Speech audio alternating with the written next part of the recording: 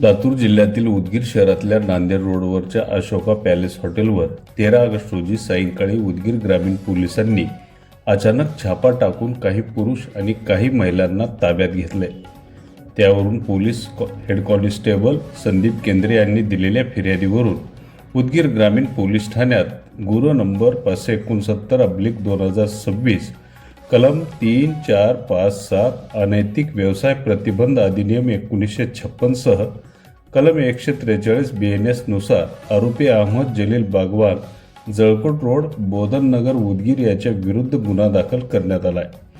गेली काही दिवसापासून उदगीर ग्रामीण भागातल्या नांदेड रोडवर असलेल्या अशोक पॅलेस हॉटेलवर अवैध वेश्या व्यवसाय सुरू असल्याची गुप्त माहिती उदगीर ग्रामीण पोलिसांना मिळाली होती।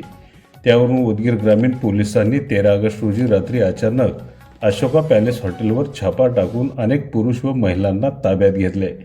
सदरील आरोपी हा स्वतःच्या फायद्यासाठी बाहेरून महिलांना बोलावून त्यांना पैसे देऊन त्यांच्याकडून वेश्या व्यवसाय चालवत असल्याने सदरील आरोपी विरुद्ध गुन्हा दाखल करण्यात आलाय। पुढील तपास पोलीस निरीक्षक दिलीप गाडे हे करत आहेत।